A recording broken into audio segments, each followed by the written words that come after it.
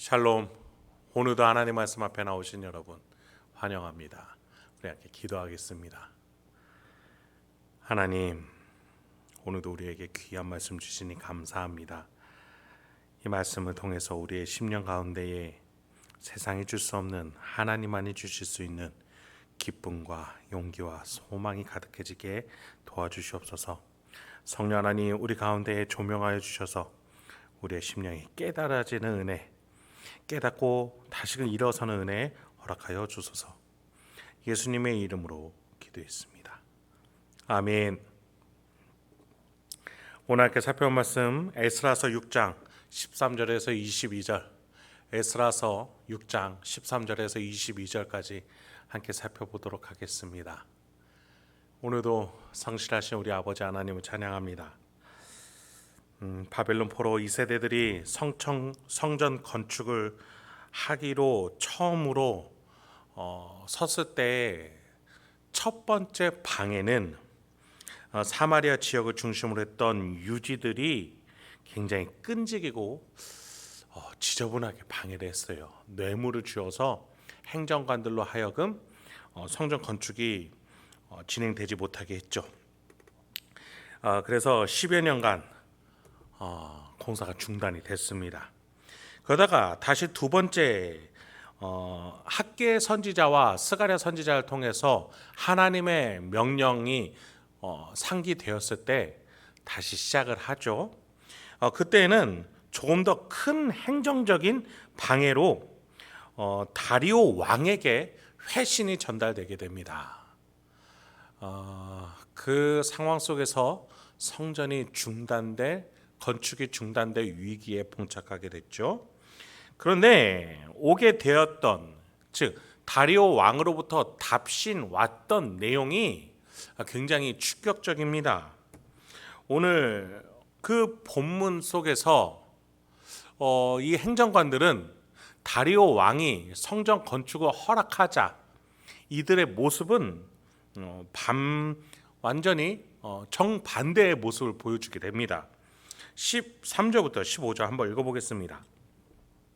다리오 왕의 조서가 내림에 유브라데강 건너편 총독 다뜨네와 스다보스네와 그들의 동관들이 신속히 준행하니라. 유다 사람의 장로들이 선지자 학계와 이또의 손자 스가랴의 권면에 따랐으므로 성전 건축하는 일이 형통한지라. 이스라엘 하나님의 명령과 바사왕 고레스와 다리오와 아닥사스다의 조서를 따라 성전을 건축하여 일이 끝나되 다리오 왕 제6년 아달월 3일에 성전 일이 끝내니라. 13절에 보니까 이 관리들의 입장이 바뀌어서 성전 건축을 하는 데 있어서 자신들이 해야 할 일을 신속하게 진행하게 됩니다. 13절에 보니까 신속히 진행, 또 14절에서는 이스라엘이 하나님의 말씀을 전한 선지자들의 말에 또 순종하게 됩니다. 이에 성전 건축이 형통했다라는 평가까지 주어지게 되죠. 여러분, 출애굽 선조들이 가나안 땅에 도착하는 데까지 40년이 걸렸습니다. 성전 건축은 20년이나 걸렸죠. 이 두 가지 사건에서 공통된 것은 하나님 명령에 반드시 시험이 뒤따른다는 것입니다. 그 명령에 순종하지 않게끔 유혹이 있다는 것이죠. 두 번째, 그 유혹에 빠져 불순종했을 때에 반드시 대가가 있다는 거예요. 다시 순종의 길로 가기 위해서는 마음을 정화시켜야 되고 다시는 신앙의 불이 붙어야 되며 하나님께 은혜를 받아야 되는 그러한 대가가 필요합니다. 한마디로 불순종하면 회개하는 시간이 반드시 필요하게 되어져요. 여러분, 그래서 우리는 하나님이 가장 선한 길로 인도하신다라는 신앙을 가지고 있어야 돼요.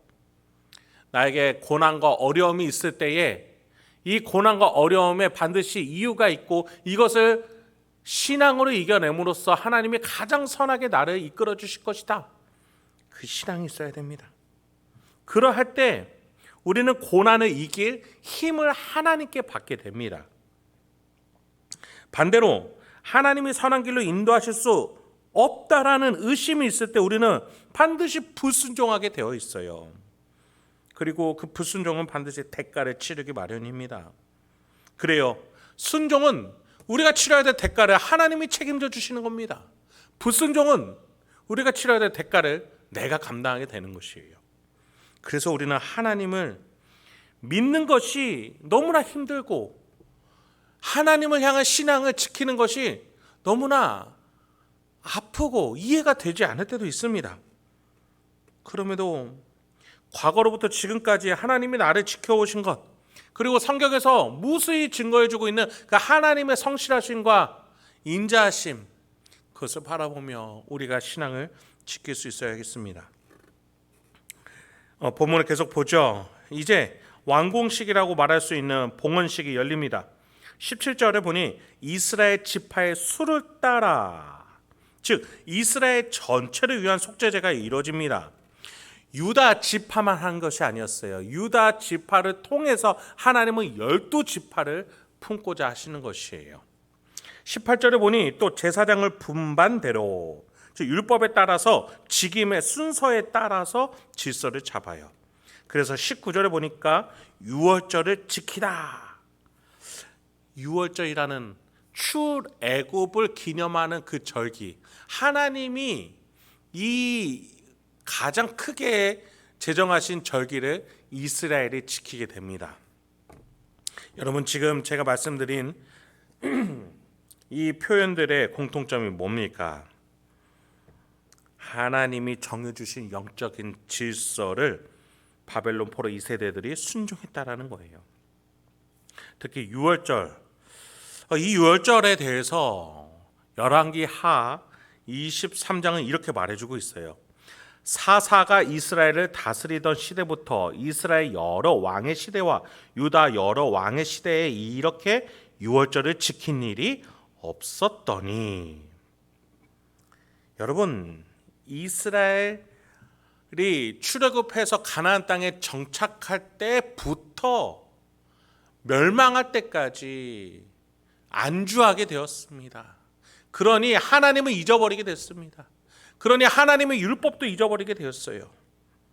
그래서 사사기 마지막 20장, 21장에서 보여지는 제사장직, 그리고 각각 지파가 받은 땅들의 온갖 혼란한 영적 무질서함이 쭉 진행이 되었다라는 거예요. 중간에 다윗과 솔로몬을 통해서 또 요시아 같은 왕, 히스기야 같은 왕이 간혹 있었지만 전체적으로 이렇게 하나님을 향한 영적 무질서가 이어졌다는 것이에요. 그것을 회복한 것이 바로 바벨론 포로 2세대들이었던 거예요.